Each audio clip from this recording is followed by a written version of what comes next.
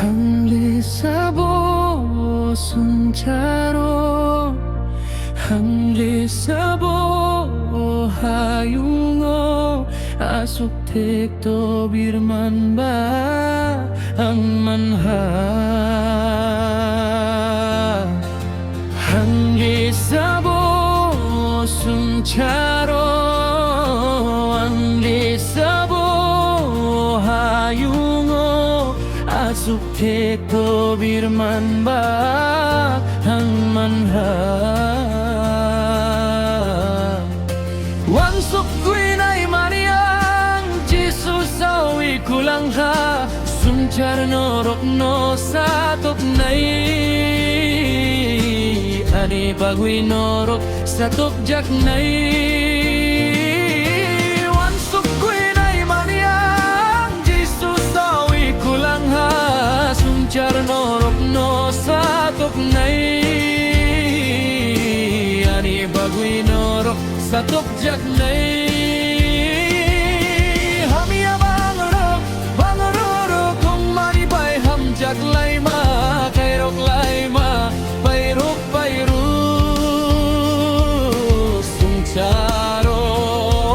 jora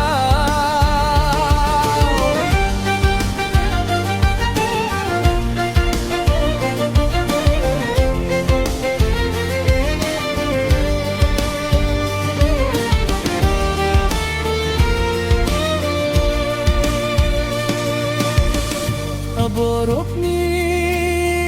bagayang tektoman witong ka Kay tor ng ano chubawi bamsadi Borok ni bagayang tektoman witong ka Kay tor ng ano chubawi bamsadi Wansuk gwinay Mariang Jesus awi kulang ka Sungchar norok no satok nai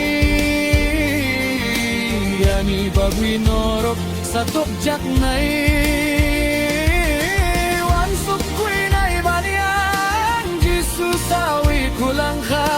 Sungchar norok no satok nai